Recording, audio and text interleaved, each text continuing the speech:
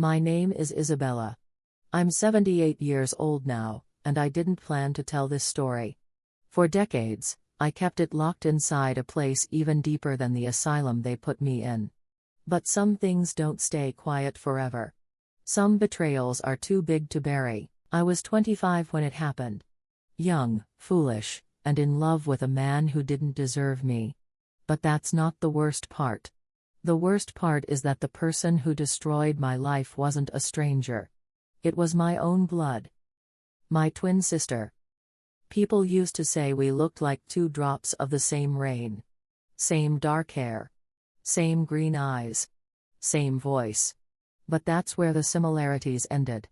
I had a heart. Camilla had a hunger. And hunger, I learned, can swallow everything. I'm telling you this now because I want you to understand something. When someone takes everything from you, your name, your child, your mind, you have two choices. You can disappear into the loss, or you can become something they never expected.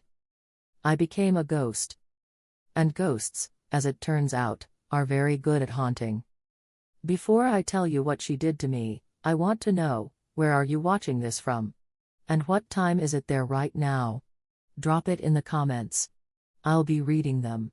I want to know who's listening to an old woman's confession at midnight. Or maybe over morning coffee.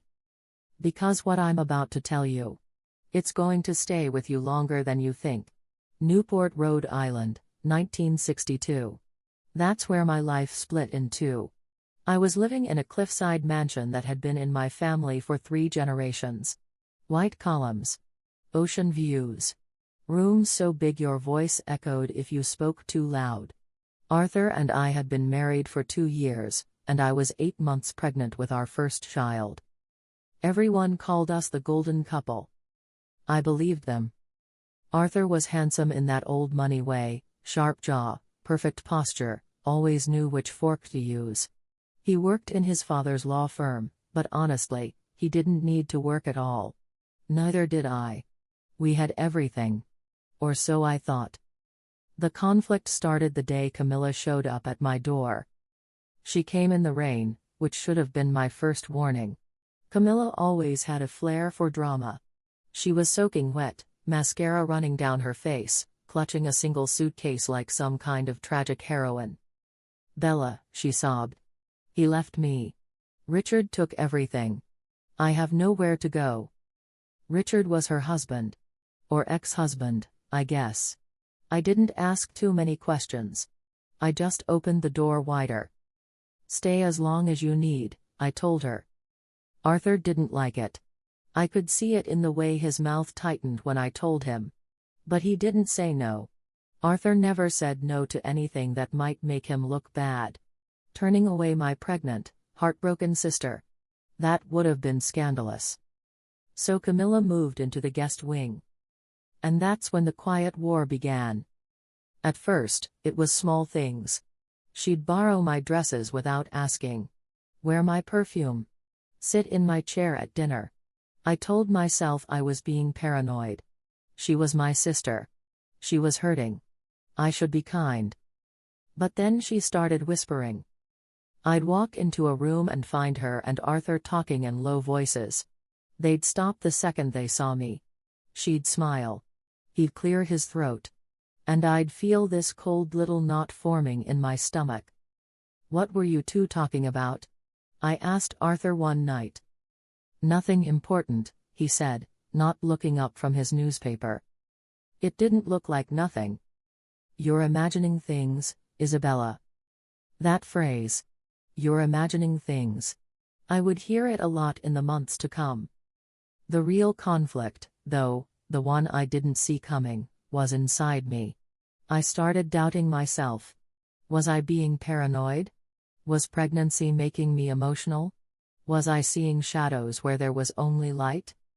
Camilla was so good at making me feel crazy. She'd move my things and then act confused when I couldn't find them. She'd tell me I said things I never said. She'd laugh at jokes I didn't understand, and when I asked what was funny, she'd say, "Oh, Bella, you're so forgetful lately." I wasn't forgetful. I was being erased. And the worst part? I couldn't prove it. Every time I tried to explain it to Arthur, I sounded unstable. Paranoid. Jealous of my own sister. She's been through a lot, he'd say. Try to be patient with her. Patient? That's what he wanted. Patience while my sister slithered into my life like a snake into a warm bed. But I still didn't see the real danger. Not yet. I didn't know it then, but Camilla wasn't just borrowing my dresses. She was rehearsing. The obstacles didn't come all at once. They came in whispers. In looks. In tiny moments that made me feel like I was losing my grip on reality. About 2 weeks after Camilla moved in, I started having trouble sleeping. I'd wake up in the middle of the night with my heart racing, drenched in sweat, feeling like something was wrong but not knowing what. Arthur would roll over, annoyed. "You're restless," he'd mutter. "It's keeping me awake." I tried warm milk. I tried reading. Nothing worked. What I didn't know was that Camilla had started putting something in my evening tea. I found out later it was a mild sedative mixed with something else, something that made me feel foggy and strange. But at the time, I just thought it was pregnancy. Everyone told me pregnancy did weird things to your body. So I believed them. The second obstacle was Arthur's mother. Margaret Whitmore was a sharp-eyed woman who didn't like me much to begin with. I wasn't old money enough for her taste.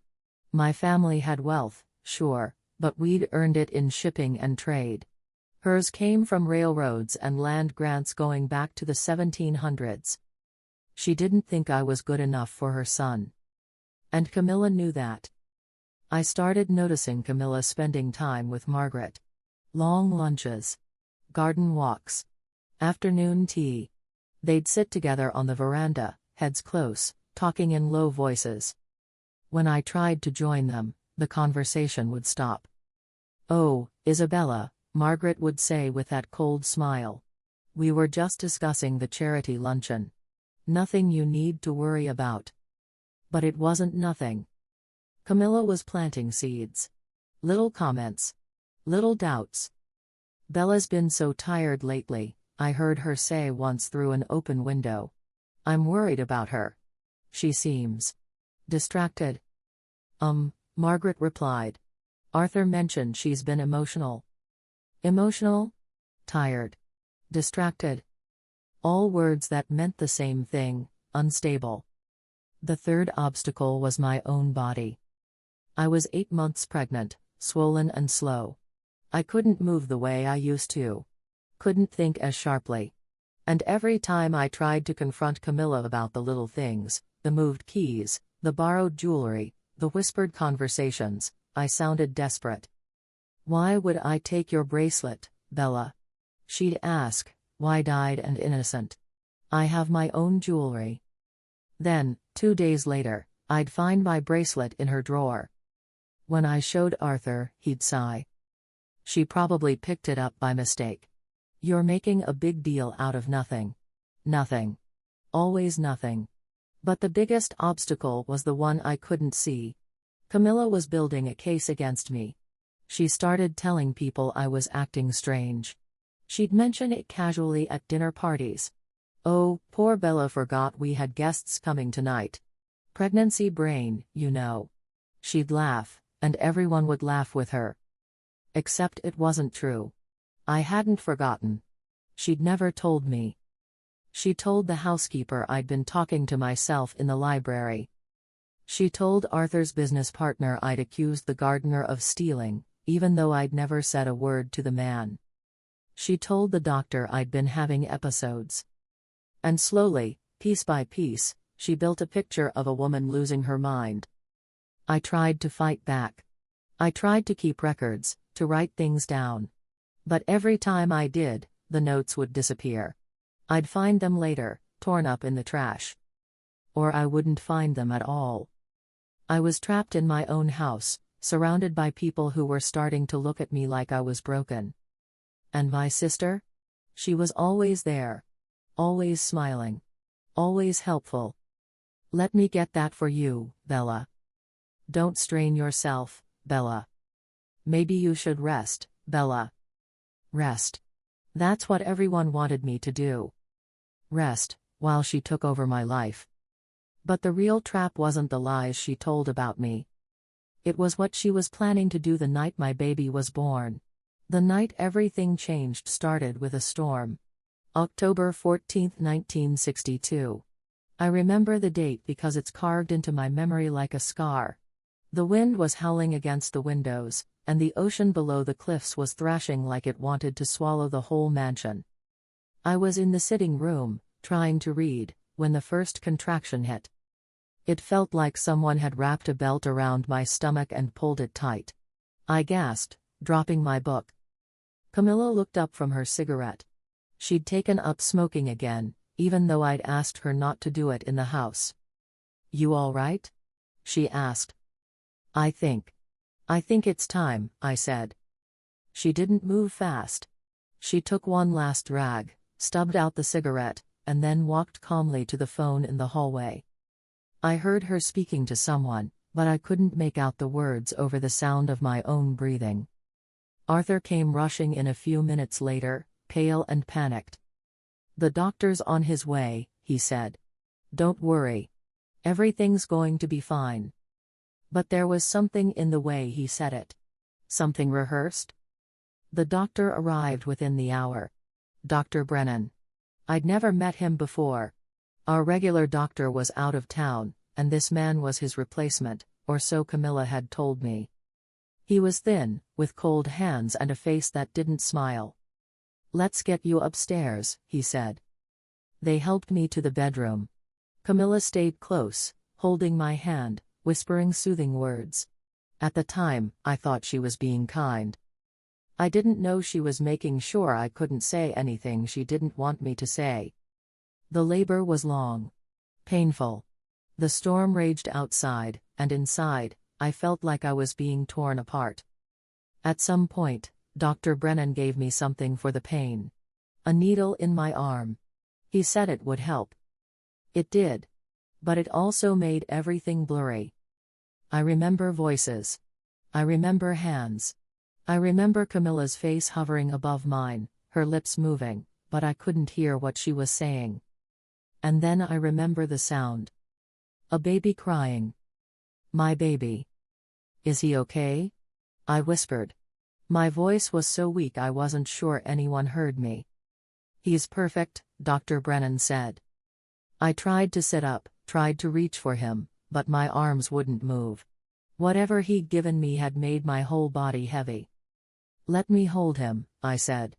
"Please." In a moment, the doctor replied. "You need to rest first." But he didn't bring my baby to me. Instead, he handed him to Camilla.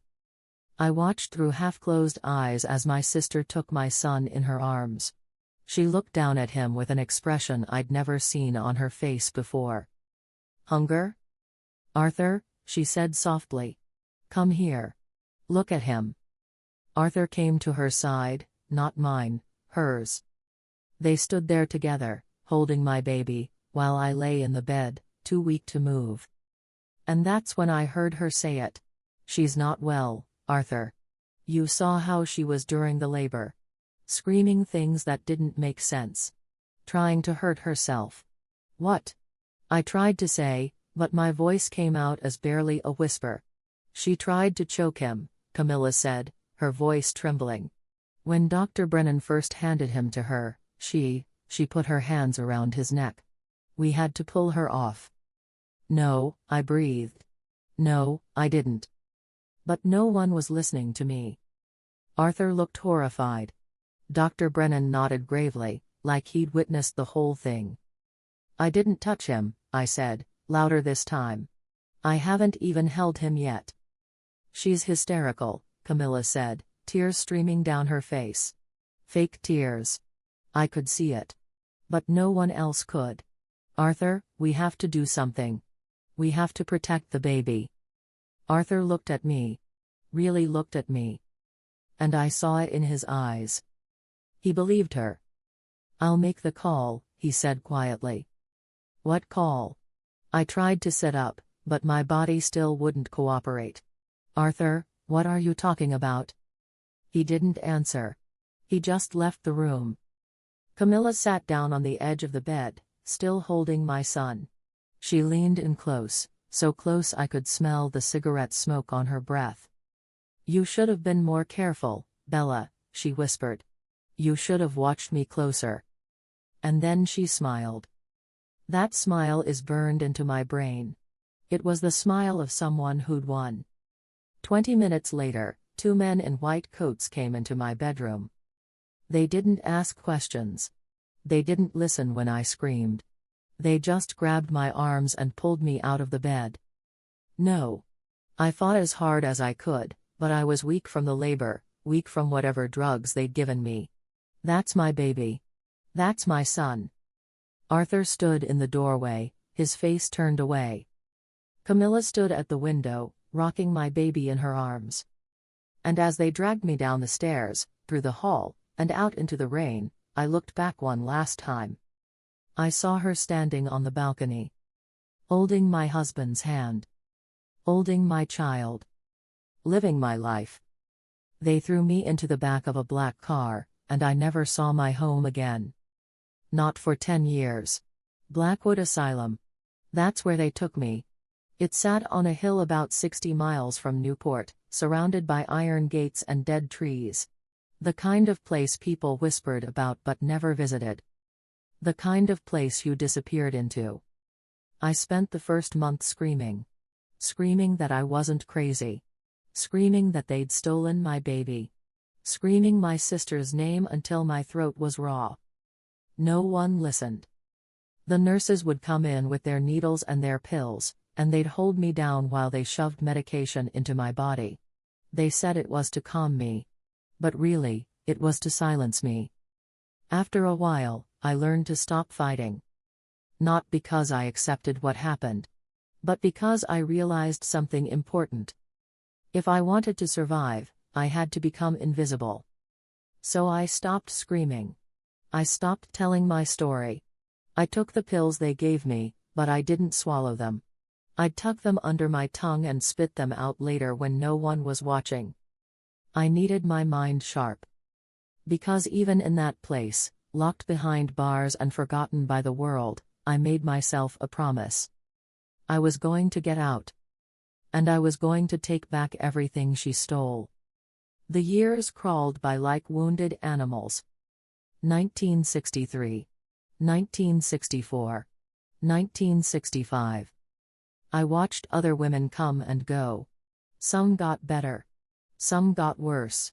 Some just faded away, like ghosts no one remembered to bury. I refused to fade. Every morning, I'd do exercises in my tiny room. Push-ups against the wall. Stretches. Anything to keep my body strong. I'd read every book they'd let me have. I'd memorize faces, names, details. And I'd think about Camilla.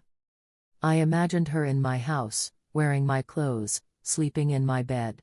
I imagined her raising my son, and filling his head with lies about me. The anger kept me alive. But it was more than anger. It was patience. In 1968, something changed. There was a fire in the East Wing. Faulty wiring, they said. 3 patients died. The asylum was investigated, and for a brief moment, the outside world paid attention to Blackwood. Reporters came. Lawyers came. And one of those lawyers looked at my file. His name was Mr. Pemberton, and he was young, idealistic, the kind of man who still believed the system could be fixed. He came to my room one afternoon and sat across from me with a folder in his hands. "Mrs. Whitmore," he said. "I've been reviewing your case." I didn't react. I'd learned not to hope. "There's no medical basis for your commitment," he continued. "The only documentation is a single report from a Dr. Brennan, who, according to my research, lost his medical license in 1964 for falsifying records." My heart started beating faster, but I kept my face blank. "I don't have the authority to release you," he said. "But I can file an appeal. It might take time, but..." "How much time?" I asked. My voice was steady, but inside, I was screaming. A year. Maybe two. 2 more years. I could do 2 more years. File it, I said. He did. And in 1972, 10 years after they dragged me out of my own home, I walked out of Blackwood Asylum. I was 35 years old, but I felt ancient. The world had changed while I was locked away. Longer skirts had turned into shorter ones. The music was different. The cars were different. But one thing hadn't changed. Camilla was still living my life. I took a bus to the nearest town and checked into a cheap motel. I stood in front of the mirror and looked at myself for the first time in a decade. I was thin. Too thin. My hair was long and tangled. My skin was pale from years without sunlight. But my eyes were sharp. I cut my hair short and dyed it gray. I bought thick framed glasses from a thrift store. I practiced walking with a stoop, like my back hurt. I became someone else. Someone invisible. Someone Camilla would never recognize. I became Mrs. Halloway. I took another bus to Newport and walked past my old house, my house, late at night. The lights were on. I could see figures moving inside. I could hear laughter. My son was in there. 10 years old now. A whole decade of his life I'd missed. But I wasn't ready yet. Not yet. First, I needed a way in. I waited 2 months. I watched. I learned.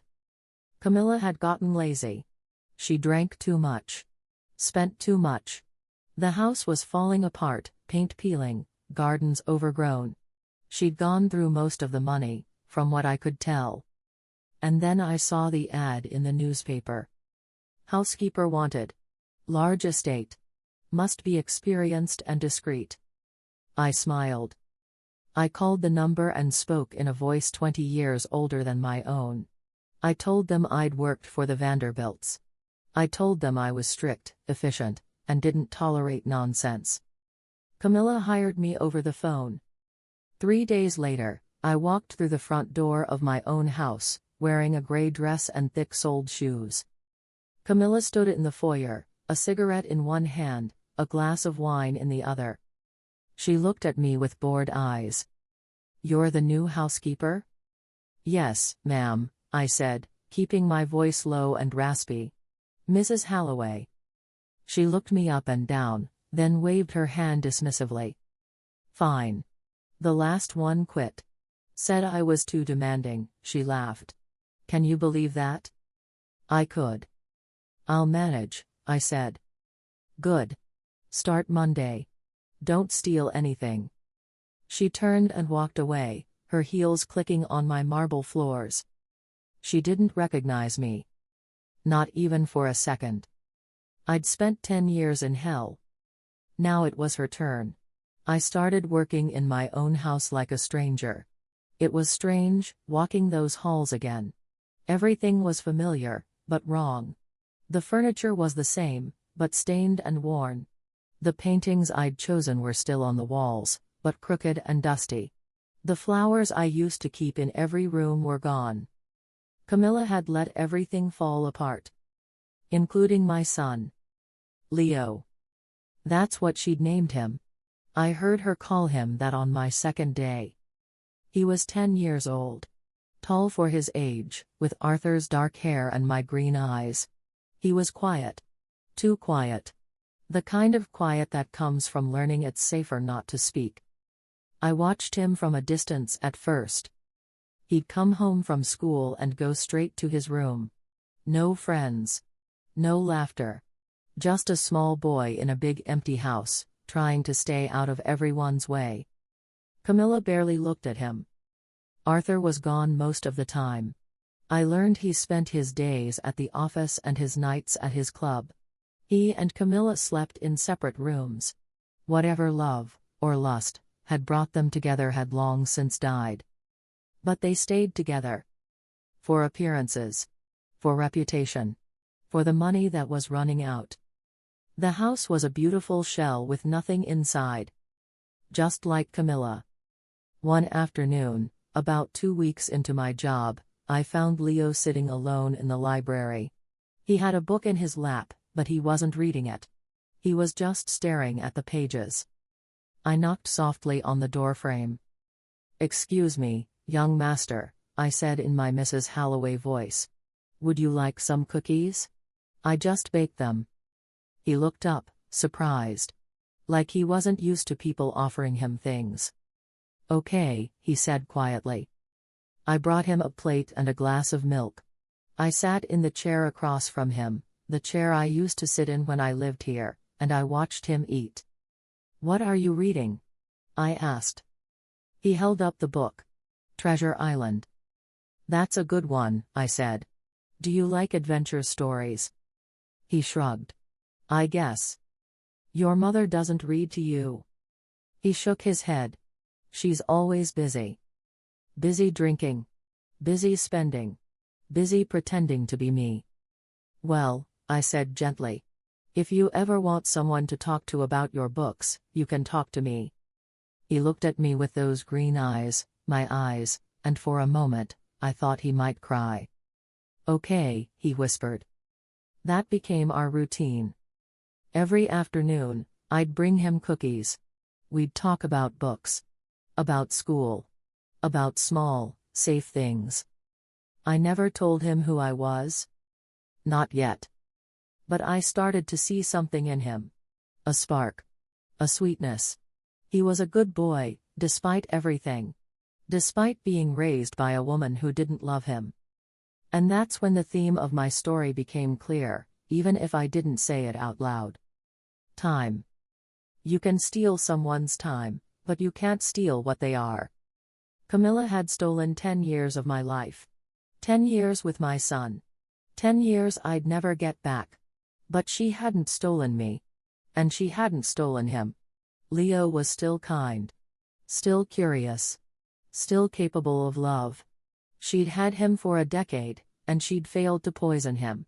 That meant something. It meant there was still hope. The second theme was silence. I'd spent 10 years silent in that asylum. Silent while the world forgot me. Silent while my sister wore my face and lived my life. But silence isn't the same as weakness. Sometimes, silence is strategy. I moved through that house like a ghost, watching, learning, gathering. And Camilla? She never suspected a thing. She was too busy drinking her wine and complaining about the gardener and planning her next shopping trip. She'd gotten away with it for so long that she'd become careless. And carelessness, I was learning, was a gift. One evening, I was cleaning the study when I found it. A locked drawer in the mahogany desk. I recognized that desk. It had been my father's. Camilla had no right to it. I picked the lock with a hairpin, something I'd learned from a woman in the asylum who'd been a thief before she went mad. Inside the drawer was a metal box. And inside the box was everything I needed. Letters. Dozens of them. Letters between Camilla and Dr. Brennan, written before I gave birth. Letters discussing payment. Letters outlining the plan.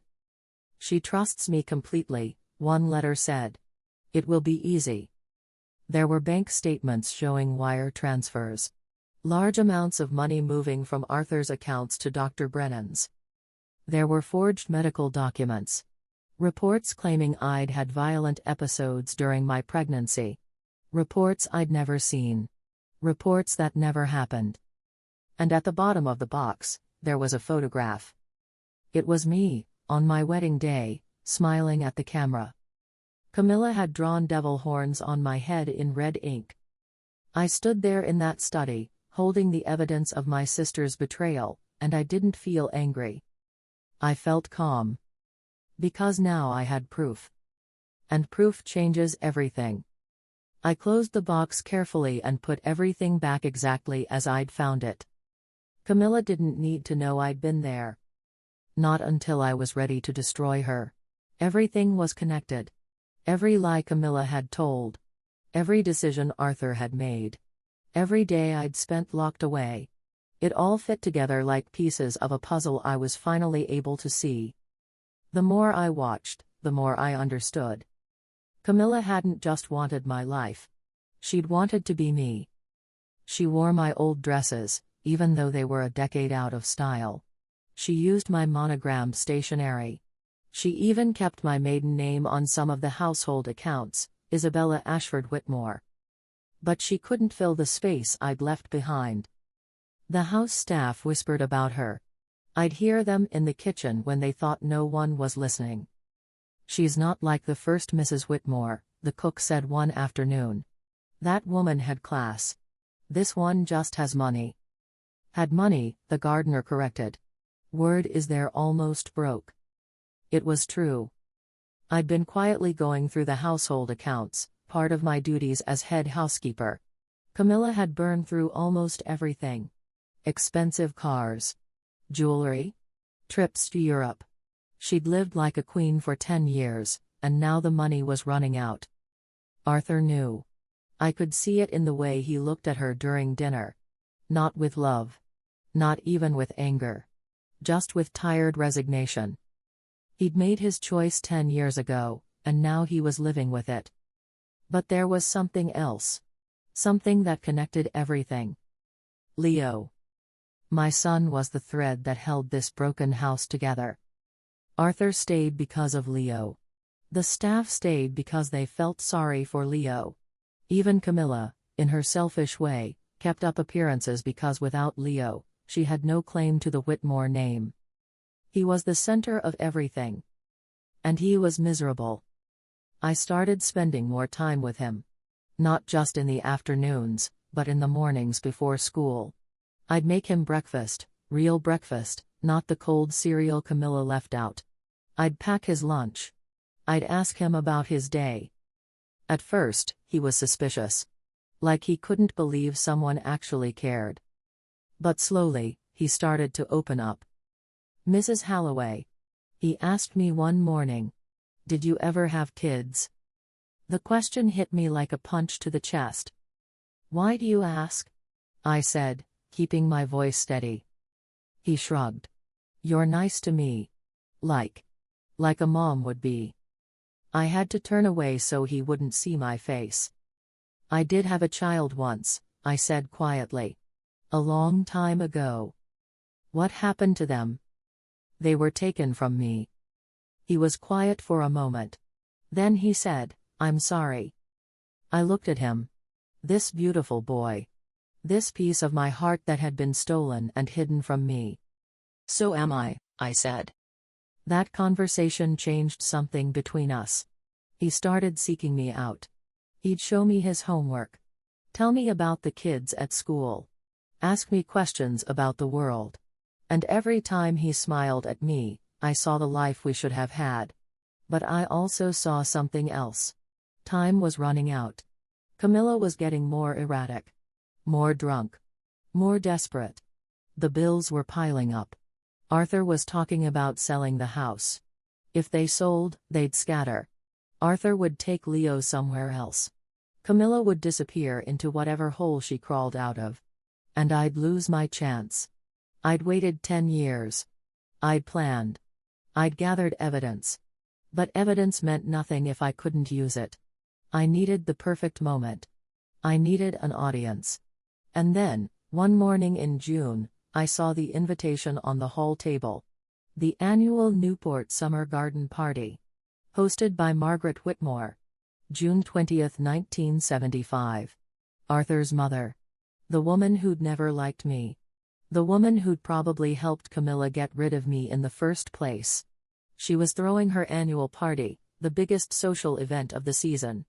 Everyone who was anyone in Newport would be there. Including Camilla. I picked up the invitation and read it again. And I smiled. This was it. This was where it would all come together. Every lie. Every theft. Every stolen year. I'd take it all back in front of the people who'd turned their backs on me. In front of the world that had forgotten Isabella Whitmore existed. I had 3 weeks to prepare. 3 weeks to plan the moment that would change everything. 3 weeks until Camilla's perfect lie shattered in front of everyone she'd ever lied to. The next 3 weeks were the longest and shortest of my life. I had to be careful.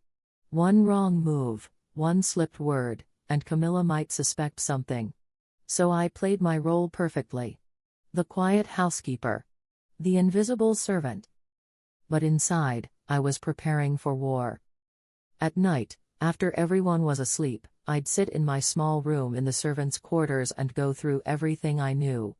I'd write it all down in a notebook I kept hidden under the floorboards. The timeline of events. The names. The evidence. And I'd remember. I'd remember the good parts too. The parts before Camilla. I was born 17 minutes before my sister. My mother used to joke that I came out first because I was braver. Camilla came out crying, she said. I came out quiet, watching.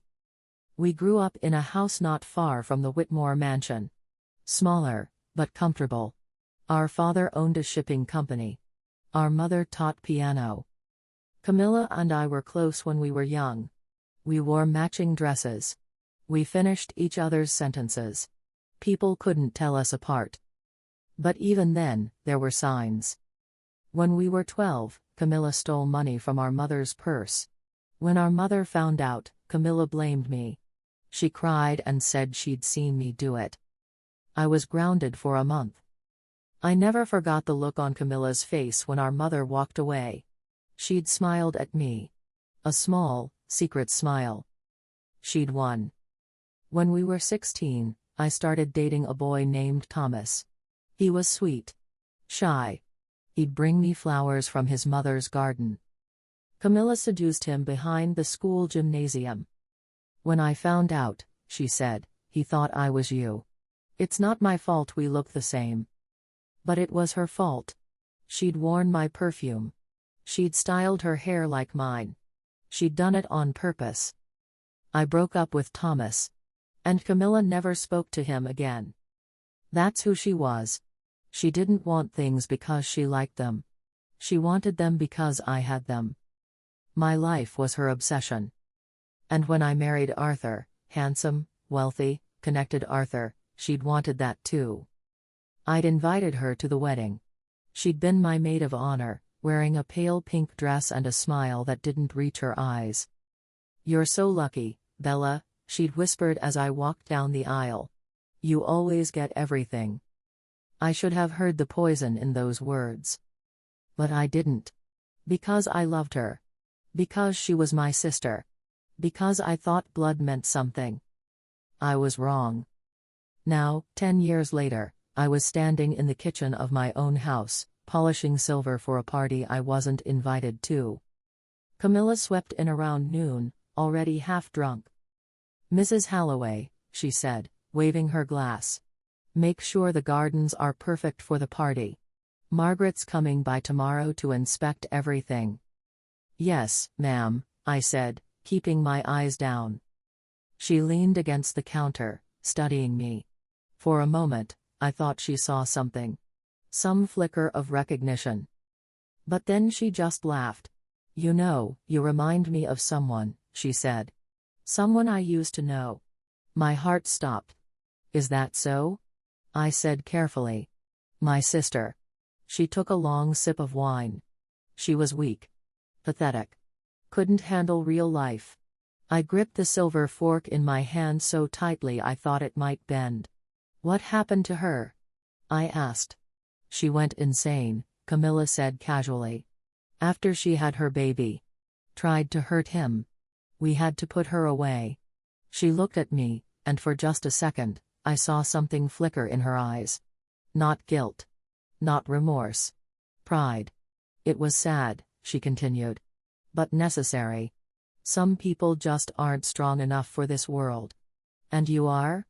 The words slipped out before I could stop them. She narrowed her eyes. What did you say? I bowed my head quickly. I said, of course you are, ma'am. Forgive me. She stared at me for another moment, then waved her hand dismissively. Just make sure everything's perfect for Saturday, she said, and stumbled out of the kitchen. I stood there, shaking. She'd just told me, to my face, how she'd destroyed my life.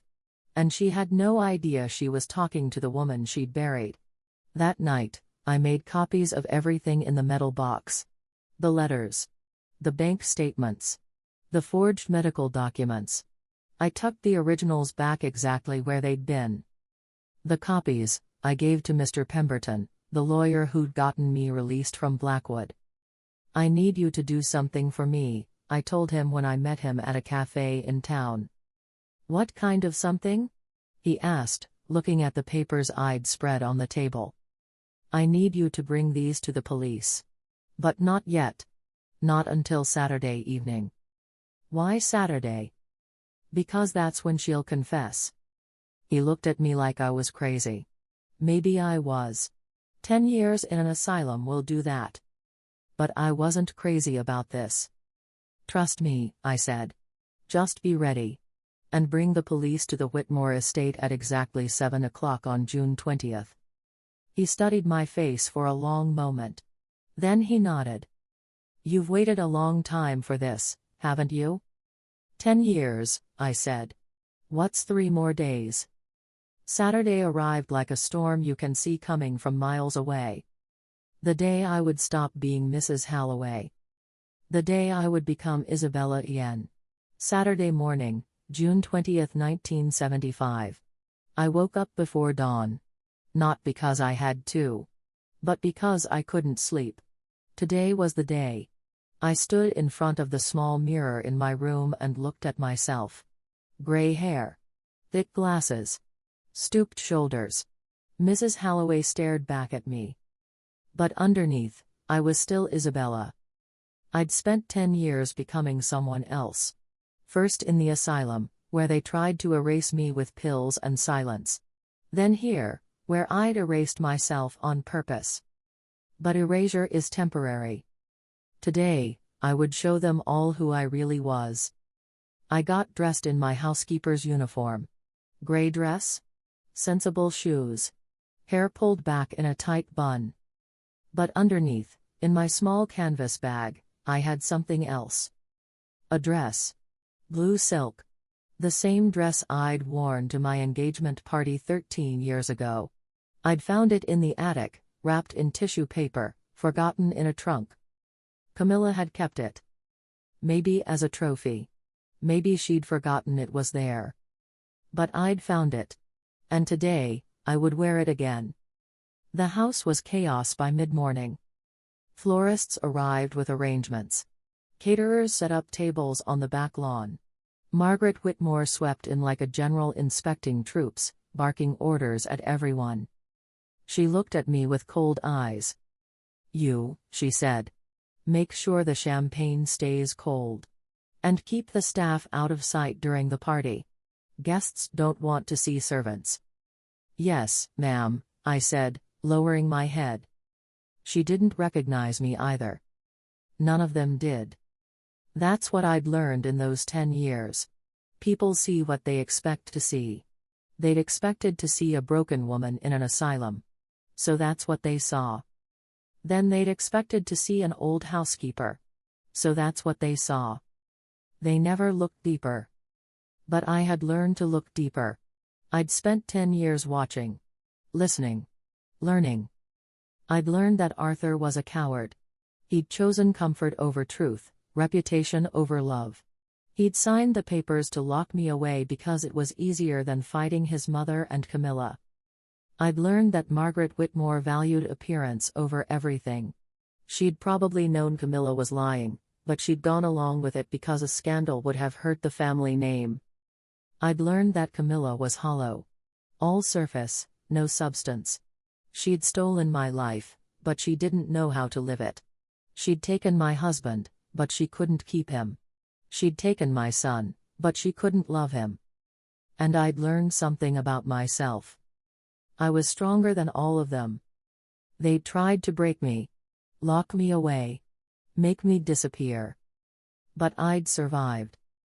And survival is its own kind of strength.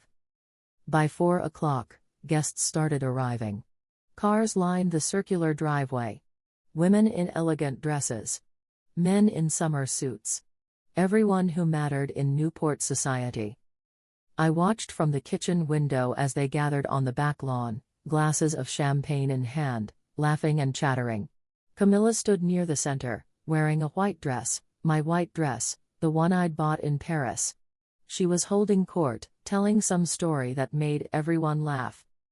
She looked happy. Confident. She had no idea what was coming. Leo was there too, standing awkwardly near the edge of the crowd. He looked uncomfortable in his suit. He kept tugging at his collar. I caught his eye through the window, and he gave me a small wave. My heart clenched. Soon, he would know the truth. Soon, he would know who I really was. I just hoped he'd forgive me for the lie. At 6:30, I went to my room. I took off the gray dress. I took off the glasses. I unpinned my hair and brushed it out. I looked at myself in the mirror. I was 35, but I looked older. The asylum had aged me. The stress had carved lines around my eyes. But I was still me. I put on the blue silk dress. It fit perfectly, like no time had passed at all. I stood up straight. No more stooping. No more hiding. This was who I was. Isabella Ashford Whitmore. Mother. Wife. Woman who refused to disappear. I took a deep breath, picked up the copies of documents I'd hidden, and walked out of the servants' quarters. As I made my way through the house, I passed a few staff members. They did double takes, confused. The cook gasped. "Mrs. Halloway," she said. "Is that you?" "No," I said quietly. "It's not." I walked through the French doors and onto the back lawn. The party was in full swing. Music played from a string quartet. People danced and talked and drank. No one noticed me at first. But slowly, one by one, conversations stopped. Heads turned. A woman near the fountain pointed at me. A man dropped his champagne glass. And then I saw her. Camilla. She was standing near the rose garden, mid-laugh, when someone touched her arm and pointed in my direction. She turned. And the blood drained from her face. For 10 years, she'd thought I was gone. Now I was walking toward her like a ghost rising from the grave. And there was nowhere for her to run. The silence spread across the lawn like spilled wine. The string quartet stopped playing. Conversations died mid-sentence. Everyone turned to stare. At me. At Camilla. At the two women who looked almost identical, standing 30 feet apart on a manicured lawn. Camilla's champagne glass slipped from her hand and shattered on the stone pathway. "No," she whispered. "No, you're dead. Dead," I said, loud enough for everyone to hear. My voice was steady. Clear. Not the raspy voice of Mrs. Halloway. My real voice. "No, Camilla. Just buried."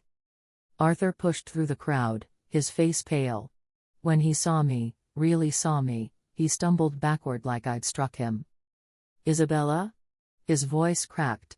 That's impossible." "Is it?" I kept walking toward Camilla. She backed away, nearly tripping over her own feet. "Or is it just inconvenient?" Margaret Whitmore appeared at Arthur's side, gripping his arm. Her sharp eyes moved between Camilla and me, calculating. Always calculating. "This is absurd," Margaret said. "Arthur, call the police. This woman is clearly..." "Mrs. Halloway." Leo's voice cut through the murmurs. He pushed through the crowd, confusion written all over his face. "Why are you wearing? Why do you look like..." He stopped. Looked at Camilla. Then back at me. "You look like my mother," he said quietly. The words hung in the air. I walked closer to him, slowly, carefully. I wanted to grab him, hold him, tell him everything. But I couldn't. Not yet. "Leo," I said gently. "What if I told you that the woman you've been calling mother isn't your mother at all?" Camilla let out a sharp laugh. It sounded hysterical. "She's insane. Arthur, she's insane. That's why she was. That's why you had me locked away. I finished for her. In Blackwood Asylum? For 10 years? Gasps rippled through the crowd. I reached into the small bag I'd been carrying and pulled out the documents. The letters. The bank statements. The forged medical reports. These are letters between my sister and Dr. Brennan, I said, holding them up. Letters written before I gave birth to my son. Letters discussing how much money it would take to have me declared insane. How much it would cost to forge medical documents. How much Arthur would pay to have his inconvenient wife disappear. Those are fake. Camilla shrieked. She forged them. She's trying to. The handwriting can be verified, I said calmly. Dr. Brennan lost his medical license in 1964 for falsifying records. The bank statements show wire transfers from Arthur's accounts to Brennan's. All dated weeks before I gave birth. I turned to face the crowd. So many faces I recognized. People who'd danced at my wedding. People who'd congratulated me when I'd announced my pregnancy. People who'd believed I'd gone insane and never questioned it.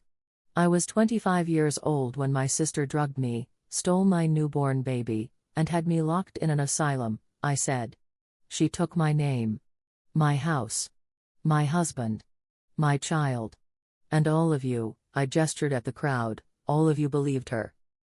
An older woman near the front put her hand to her mouth. I recognized her. Mrs. Thornton. She'd been at my baby shower. Isabella? She whispered. It's really you. Yes, I said. It's really me. Arthur was shaking his head, backing away. I didn't know, he said. I thought. Brennan said you were dangerous. He said you'd tried to hurt the baby. I thought I was protecting. You didn't protect anyone, I snapped, my composure cracking for the first time. You locked away your wife based on the word of a corrupt doctor and a sister who wanted what I had. I didn't want what you had, Camilla said. Her voice had changed. Dropped lower. Colder. The panic was gone, replaced by something darker. I wanted to be you. The crowd went completely silent. She laughed, and it was nothing like her usual fake, tinkling laugh. This was bitter. Raw. Do you know what it's like? She said, looking at me with pure hatred. Being the second twin. The one who came out 17 minutes too late. Watching you get everything? The better husband. The bigger house. The perfect life. So you took it, I said quietly. I earned it. She was shouting now, all pretense gone. I played Arthur better than you ever did. I wore your face better than you ever could. She stopped. Looked around. Realized what she'd just said. What she'd just confessed. In front of 60 witnesses. The damage control kicked in immediately. She tried to smile, tried to laugh it off. I'm upset. She's confused me. This is all so. Leo, I said, turning to my son. He was staring at Camilla like he'd never seen her before. I need you to think very carefully. Has this woman ever treated you like a mother should? His eyes filled with tears. He shook his head.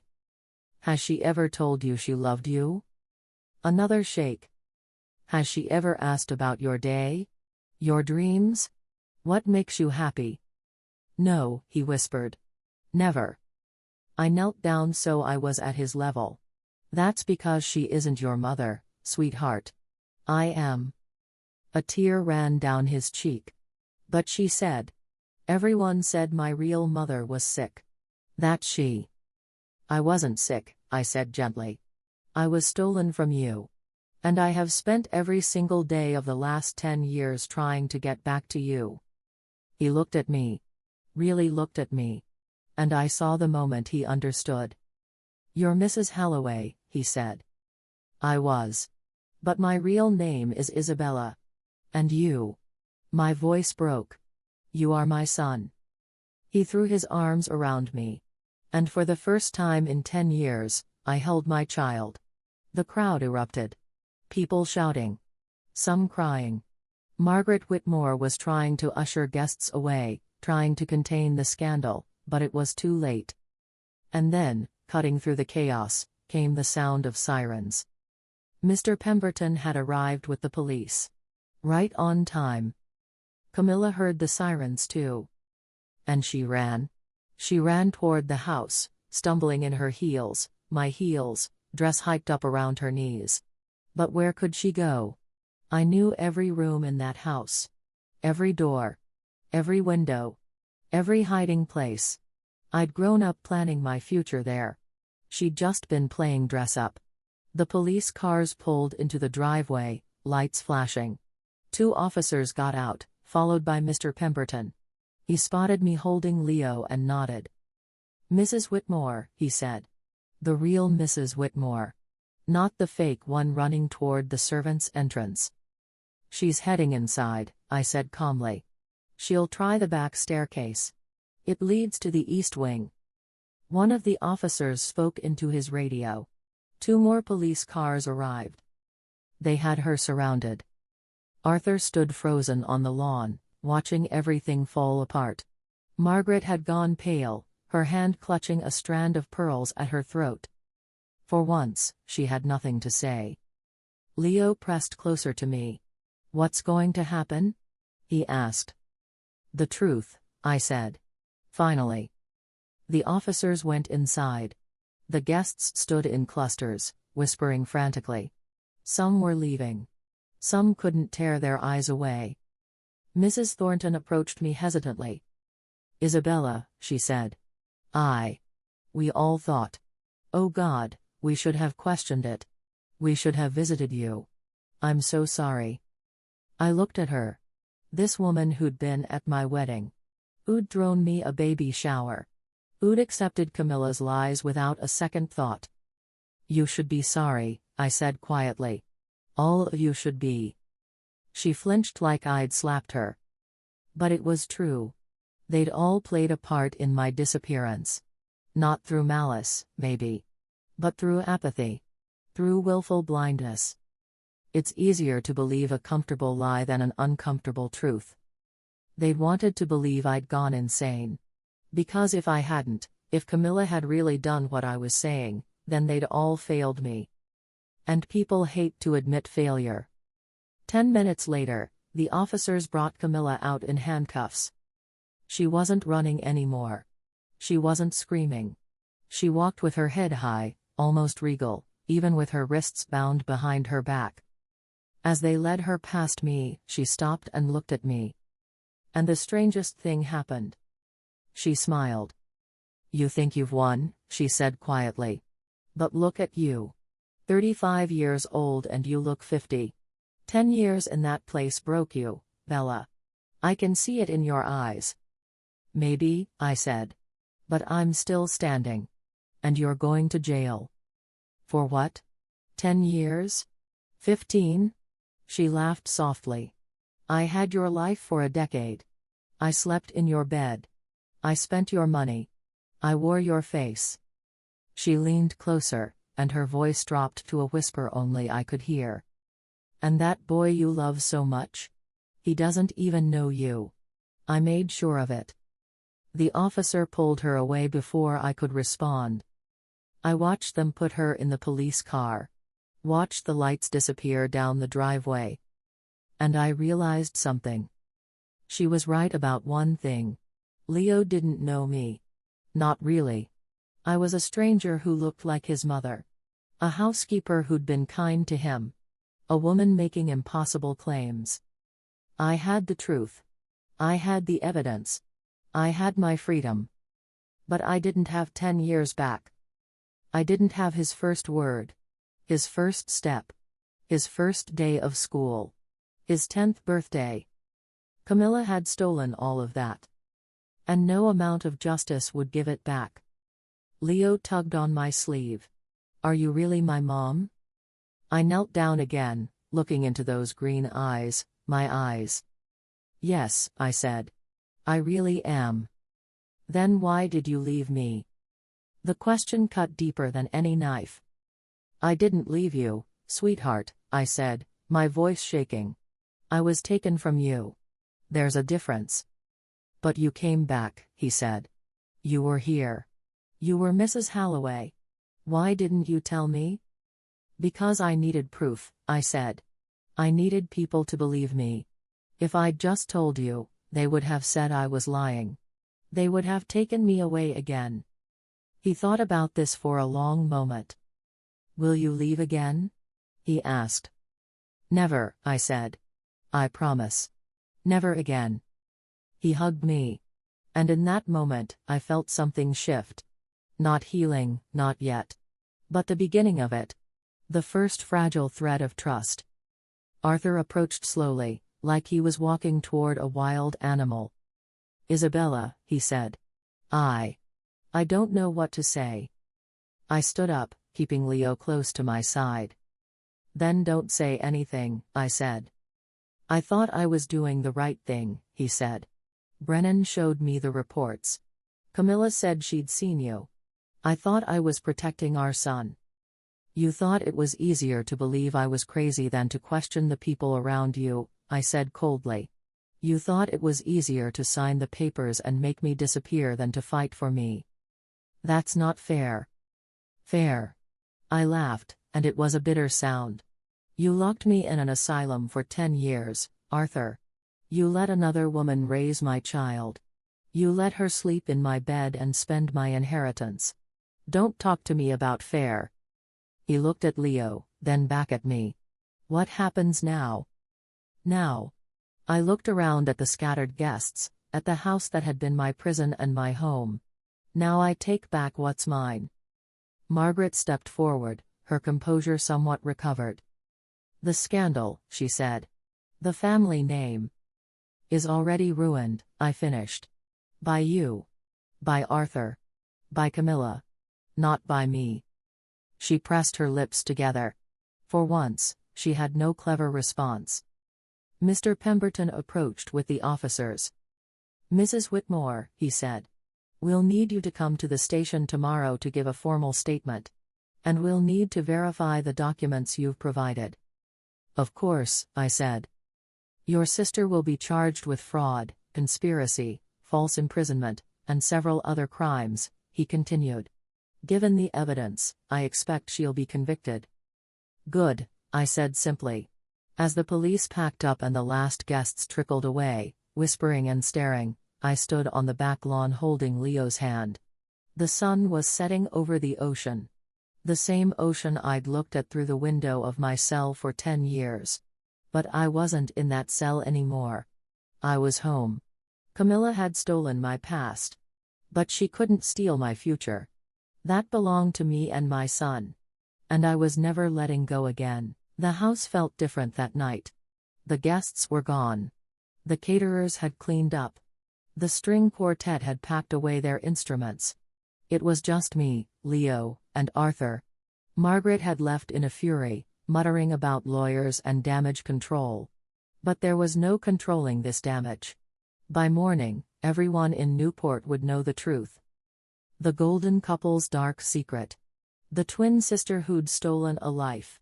The husband who'd signed away his wife. It would be the scandal of the decade. But I didn't care about scandal anymore. I cared about the boy sitting across from me at the kitchen table, picking at the sandwich I'd made him. You should eat, I said gently. I'm not hungry, Leo said. He hadn't looked at me properly since the police left. He kept glancing up, then looking away, like he was trying to solve a puzzle he didn't have all the pieces for. Arthur stood in the doorway, watching us. He looked lost. Out of place in his own home. I'll go to the guest room, he said quietly. Give you two some space. I didn't argue. After he left, Leo finally spoke. She told me you were crazy, he said. That you'd tried to hurt me when I was a baby. That's why they took you away. I know, I said. But you weren't crazy. No. And you didn't try to hurt me. Never, I said firmly. Not for a single second. He was quiet for a moment. Then, why did she hate you so much? That was the question, wasn't it? The one I'd asked myself 1,000 times in that asylum cell.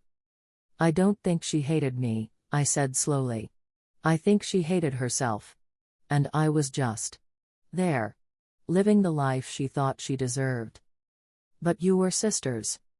We were, I agreed. But being family doesn't mean someone loves you. Sometimes it just means they know exactly how to hurt you. He thought about this, his young face serious beyond his years. Mrs. Holloway, I mean, Mom, he stumbled over the word. Can I still call you Mrs. Holloway? I don't know how to call you Mom yet. My heart broke and healed at the same time. You can call me whatever feels right, I said. We have time to figure it out. Do we?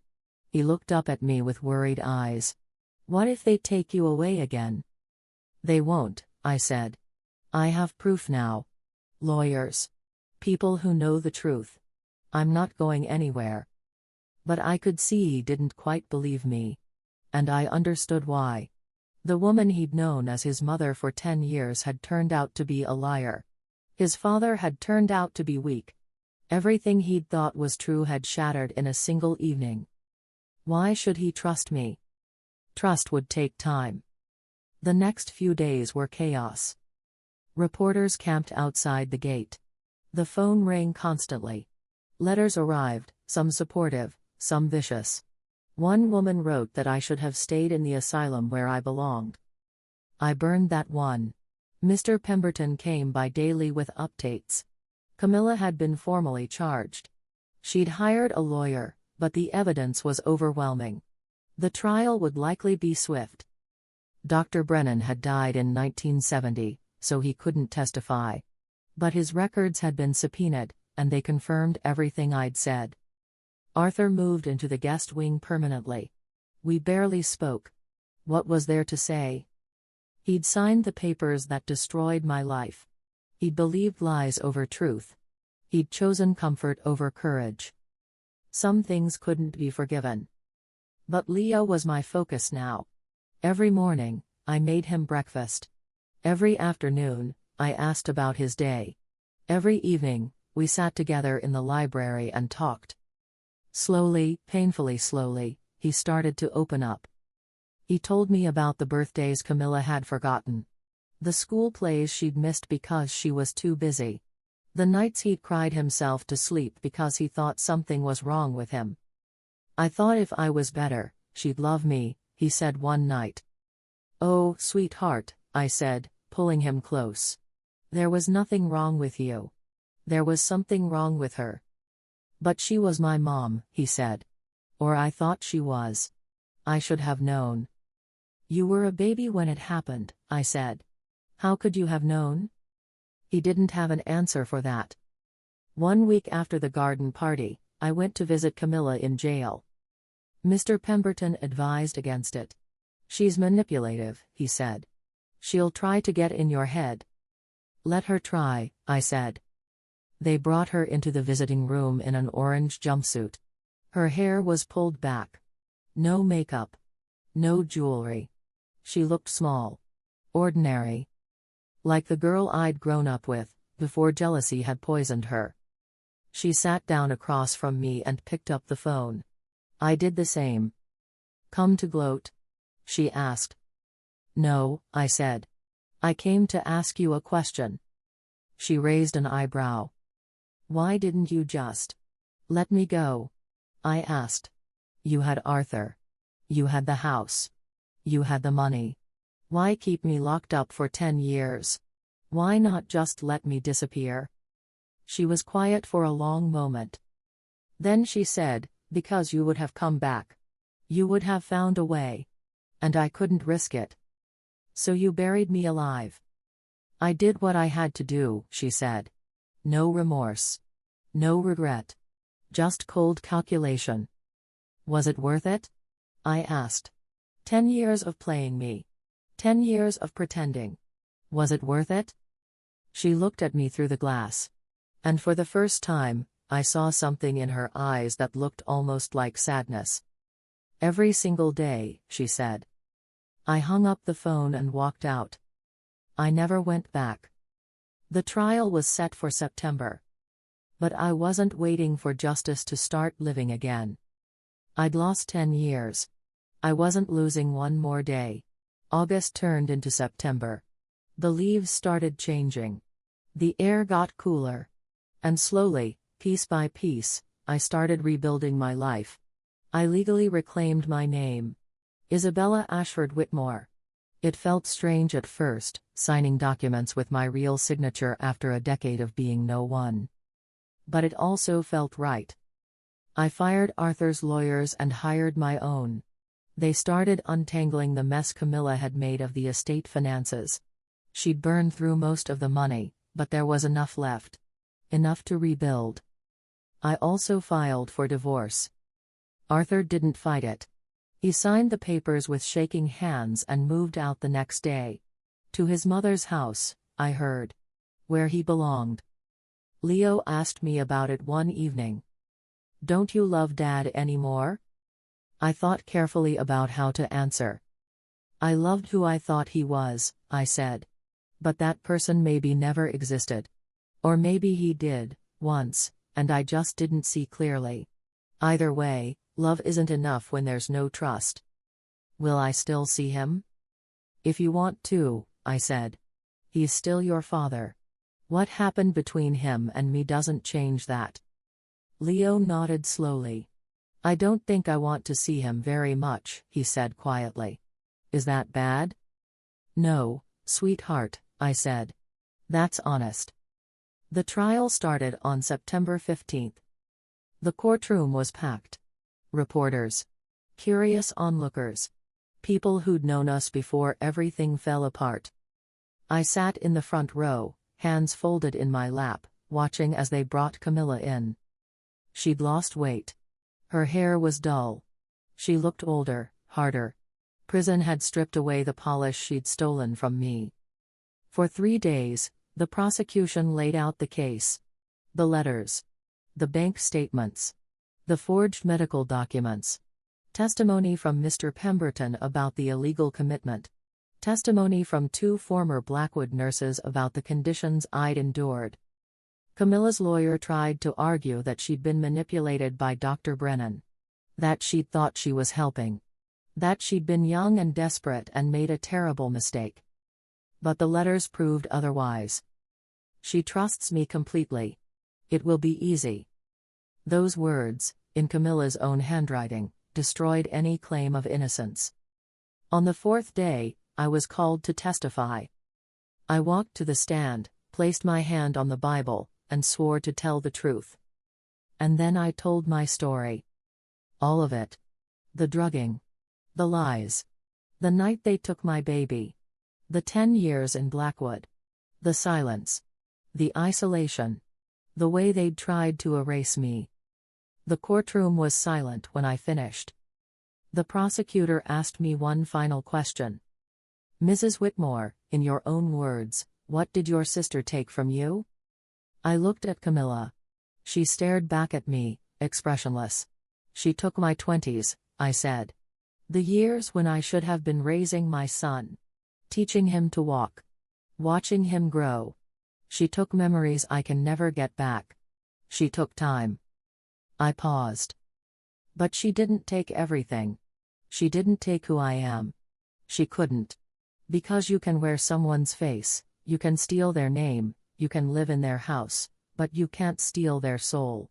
And that's what she never understood. She thought if she looked like me, she could be me. But she was always just playing dress-up in someone else's life."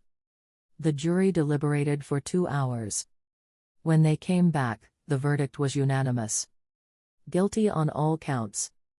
Camilla stood as the judge read the sentence. 15 years in prison. No possibility of parole for 10. She didn't cry. Didn't scream. Didn't react at all. But as they led her out, she looked at me one last time. And I saw it finally. Not anger. Not pride. Defeat. She'd lost. And she knew it. Outside the courthouse, reporters swarmed me. Cameras flashed. People shouted questions. "How do you feel about the verdict? What's next for you?" Do you forgive your sister? I stopped and looked at them. I don't forgive her, I said clearly. Forgiveness isn't something she's earned. But I'm also not going to spend the rest of my life angry at her. She stole 10 years. I'm not giving her any more. What about your son? I smiled. A real smile. The first one in a long time. My son and I are building a life together, I said. A real one this time. That's all that matters. I walked away from the cameras, and Leo was waiting for me at the bottom of the courthouse steps. He'd insisted on coming to the trial. I'd tried to protect him from it, but he'd said, I need to hear it. I need to understand. So I'd let him come. Now he stood there, my almost 11-year-old son, looking at me with serious eyes. Is it over? He asked. Yes, I said. It's over. He thought about this. Then he reached out and took my hand. Can we go home now? He asked. Home. That word meant something different now. It wasn't about the house on the cliff. It was about the person standing next to you. Yeah, I said. Let's go home. The trial was over. Justice was served. But the real work, the work of healing, was just beginning. And some wounds, I was learning, take more than a courtroom to heal. It's been 3 years since the trial. I'm 78 now, sitting in the same library where this all began. Leo, who's 14 now, is away at boarding school. His choice, not mine. He said he needed space to figure out who he was, separate from all the drama. I understood. The house is quieter without him. But he calls every Sunday. And he comes home for holidays. And every time I see him, he looks a little more confident. A little more himself. Last Christmas, he called me Mom for the first time without stumbling over the word. It was the best gift I've ever received. Arthur died 2 years ago. Heart attack. He'd been living with his mother, drinking too much, eaten up by guilt. I went to the funeral. Not for him. But because Leo asked me to. Margaret passed 6 months later. I didn't go to that one. The house on the cliff, my house, I sold it last year. Too many ghosts. Too many memories that weren't really mine anymore. I bought a smaller place. Closer to the ocean. Clean lines. New memories. Camilla is still in prison. She'll be there for another 7 years, at least. I haven't visited since that one time. I've gotten letters from her over the years. I burn them without opening them. Some people say I should forgive her. That holding on to anger will poison me. But it's not anger anymore. It's just nothing. She's a chapter in my life that's closed. That's all. People ask me sometimes if it was worth it. All that planning. All that patience. All those months as Mrs. Halloway, pretending to be someone else. I tell them yes. Because I got my son back. Maybe not the baby I lost. Maybe not those 10 years. But I got the chance to know him. To be his mother. To build something real with him. And that's more than Camilla ever had. She had the costume. The performance. The appearance of a life. But I have the real thing. I've also learned something in these years since the trial. Something I wish I'd known when I was 25. You can't control what people take from you.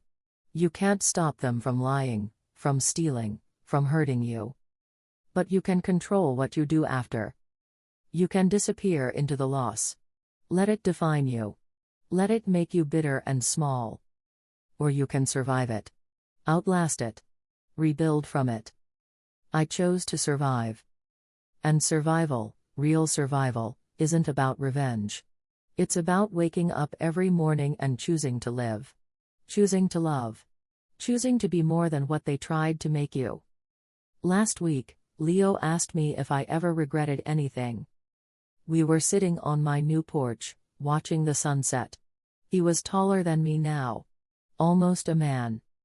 Do you regret marrying Dad? He asked.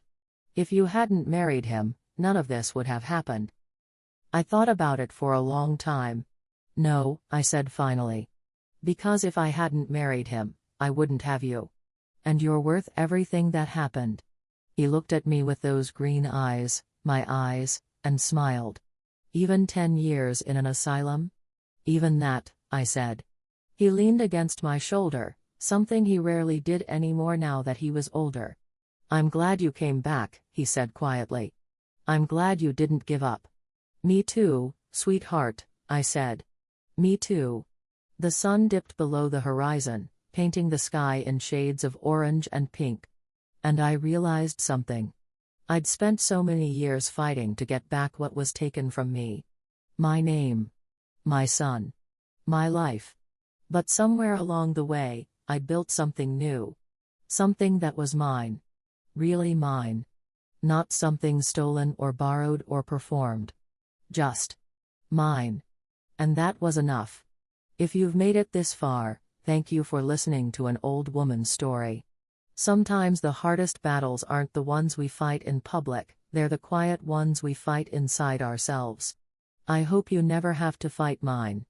But if you do, I hope you remember, survival is its own kind of victory.